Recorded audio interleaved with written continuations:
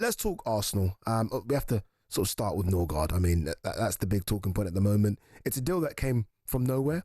I guess it's a deal that came from nowhere because we expected Partey to stay. Looks like he's going to leave the club. What'd you make of it? You briefly spoke about Ollie Klink, but your floor is yours now. But got a longer time to kind of tell us your true feelings. I'm a little bit underwhelmed by it, if I'm being honest. Just because I really did feel like this was a summer in which Arsenal had to level up again, take that next step. You go back to last summer. I know it's easier to say these things with hindsight, but it was a little bit underwhelming. We brought David Raya in on a permanent. Calafiori came in, was injured a lot, didn't play as much as we'd have liked. Mikel Merino spent the first 2 months out. It's been good since. But it's been good since. But again, have we seen the real Mikel Merino? Because he's been playing at centre forward for a long time. So, those signings didn't really change much. Raheem Sterling came in, and the less we say about Raheem Sterling at Arsenal, the better. I think that was a disaster of a signing, if we're being honest. So you come to this summer and you think, you've really got to level up now and you've got to take that next step and go to that next stage. And we've known that Thomas Partey's contract was coming to an end for ages, right? And listen, I'm not even sitting here and saying that the decision to part ways with Thomas Partey is the wrong one, because there are a lot of factors that you need to consider here. There's the salary, there's the contract length that he's after, there's his age, there's his injury history, which is a big thing as well for Arsenal fans. So I haven't got an issue with Arsenal and Thomas Partey necessarily parting ways, but the question that I keep going over in my mind today is, are Arsenal better off now with Christian Norgard coming in and Martin Zubimendi coming in than they were with Partey and Jorginho and potentially Rice as cover for the 6th role? Yeah. And so have you levelled up? Have we levelled up? I don't think we've levelled up. I don't even think we're at the same level. You think you've dropped? I think it might have dropped a little bit because everybody's really excited about Martin Zubimendi, myself included. But I was really excited under the premise of him coming in and sharing that role initially with Thomas Partey. Yeah. I think he gets to come in. He's got someone there who knows the role inside out, who's played it so well for such a long time, who understands Mikel Arteta's game, understands the players around him, understands what that transition from Spanish football to English football is all about, how you navigate that, how you get through that. And I thought if he's there, and Zubimendi comes in, you can slowly pass over the baton from one to the other. Yeah. And that makes you really strong. Then you take Partey out of the equation. And again, he's going, that's it. It's done, whatever. But then you've got to go out and get someone else to come in. And Christian Norgard comes in as a really physical, powerful player. If you look at his numbers, they're pretty good. But I'm going crazy with the way people are looking at players these days and judging players. And maybe I sound really old. That's awful. It's like numbers. I read something on my way in, and it was said that he's got more defensive duels won, more tackles won, or something like that, those types of metrics than Thomas Partey. Well, he plays in a team that has far less possession than the team that Thomas Partey's been playing in. So you almost have to have more duels. Exactly. And you have to run more. You have to be defending all those more. things, So it's always going to be positive on that side. Yeah. And it just feels like people are trying to spin the fact that Christian Norgard is a decent midfielder into him being this great midfielder.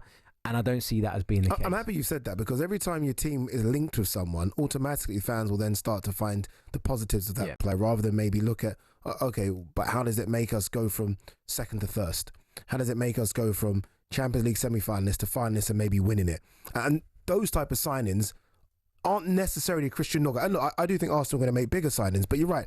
The type of signing to take you to 97 points where you're guaranteed to win the league isn't Christian Norgard. It's something a bit more special, a bit more higher. And I guess that leads into the striker conversation, because I feel like me and you've been having this for 2 years, haven't we?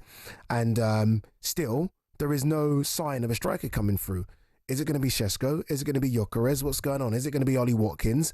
What is going on? Like, why Arsenal not just saying, like you did with Declan Rice, best in class, we need him, here's 100 million West Ham, shut up, give us our player.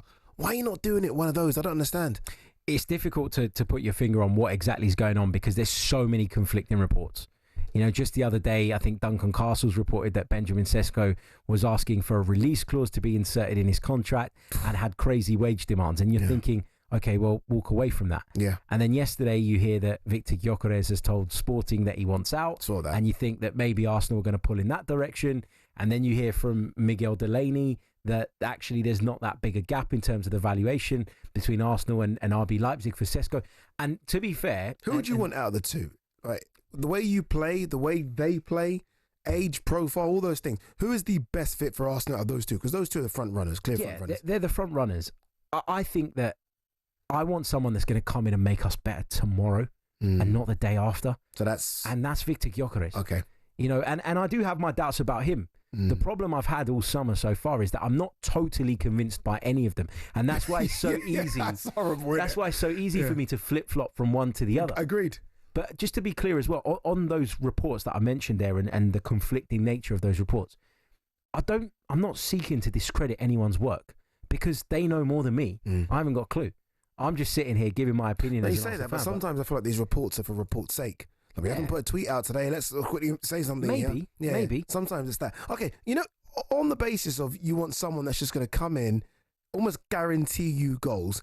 How far then down the pecking order is an Ollie Watkins? Where you kind of know with the service that he'll get from Saka and I'm guessing Martinelli, who I think is going to have a really good preseason, he's going to get the opportunities. My worry with Ollie Watkins is he seems to be 1 in 4, 1 in 5 in terms of putting his opportunities away. But how far away is he from Sesko and Gyökeres? Not far at all. Okay. Because his numbers in the Premier League, I think, are more important. Are more. What's the word? They're worth more in terms of currency than the others. The question, the way someone put this to me the other day, and I thought this was fantastic. A YouTuber, Deluded Gooner, put this to me, so I've got to give him credit for it. He said, "What's the exchange rate? If Gyökeres scores 39 goals in the Portuguese top flight, what's the exchange rate? What does that amount to? Well, I can tell you as a Liverpool fan, Darwin Núñez got nearly 30 in the Portuguese league, and you've seen Darwin Núñez's record at Liverpool and how many times he misses. So that's it right there for you. Whereas with Watkins, you know you're probably going to get, I'd imagine, 15 league goals. Yeah, minimum. And you probably get 10 assists out of him as well because he's got that about him and he brings that to the table. And he's cheaper. Okay, he's a little bit further on in his career in terms of his age, and that might restrict how far Arsenal want to go in terms of making that investment. I believe that was probably the issue in January and why they didn't get him. But there's an obsession around Arsenal because, as you said, we've been talking about a striker for 2 years now. It feels like everybody's so sort of hell-bent on getting that one player in that's going to score X amount of goals, when actually what you need to do is increase the outputs of the attack, generally speaking. Because Trossard and Martinelli's numbers were nowhere near it last season. Yeah. Same with Martin Odegaard. That's 3 players in your attack that have all dropped off. So actually bringing someone in who can facilitate as well as putting the ball in the back of the net is really, really important. And someone like Ollie Watkins might bring you a bit more of that. So maybe I'm mishearing you, but it sounds to me like if I had to say first choice, it sounds like you're moving to Ollie Watkins. Or am I missing it? No, I wouldn't say he's my first choice, but I would say that if we couldn't get one of Sesko or Gyökeres... Okay, so Gyökeres is still number 1. Gyökeres is number 1 for me. Sesko's number 2. And Ollie Watkins. Ollie Watkins is number 3. Yeah. But there's not much distance between them. I get you. I don't look at any of them and go, I desperately want you. If you put Alexander Isak into the mix, it's not even a conversation. It's a different... If you put Julian Alvarez in, it's not even a conversation. I mentioned the fact that you chucked 100 million at West Ham for Declan Rice. And West Ham didn't want to sell their captain, right? Star player. They wanted a European trophy. Didn't want to sell him. Newcastle do not want to sell Alexander Isak, clearly. But why have you not gone here, bang, 140 million Isak then? I don't know. Okay. And this is interesting, isn't it? And this is you've been desperate for this position. He clearly, and I hate to admit it, he's an Arsenal player. You look at him, and I mean, we've been talking about Henry. I mean, it's almost like for like the way in which he plays and Henry plays. Clearly, there's something there with Isak. Yeah, I mean, there's obviously a want to sign him, and there's obviously an admiration for the player. I don't think there's a football person in the world that doesn't admire Alexander Isak. So that is all. Club. Yeah, that is all fair and probably true. But you look at someone, you look at certain players, and you think they are so good and such a good fit. I'd move heaven and earth to sign them. I don't feel that about any of the strikers that we're being linked with. And in answer to your question about going and putting that money down on the table and just getting the deal done, I can't tell you why that's not happening. It's frustrating, isn't it? I know that the players are on holiday. I know that pre-season doesn't start for another couple of weeks. No, but what I'm saying is, if you sign a player today on the 25th of June or you signed him on the 2nd of July, it makes no difference because he's not going to join up with you until pre-season. Yes. So you're going to use that time to try and negotiate the best possible deal. So I'm relaxed in that sense. But it feels like from last summer, you saw a bit of a shift in Arsenal's strategy. You saw them go massive to get themselves back into a position. And now it feels like they don't believe they're that far off. And as a result of that, they don't feel the need to throw mega money at things anymore. And look, maybe that is the case. Very, very quickly on Ollie Watkins, because I know me and you are not stats fans, but I think this is a very good stat as well. Yeah. This is his goal contributions: 75 goals and 34 assists in 184 games in the Premier League. That's 109 goal contributions in 184 games. I almost hate the assists, because strikers of yesteryear never used to. That stat was never applied to Alan Shearer or Andy Cole, did it? But it's a stat that applies now.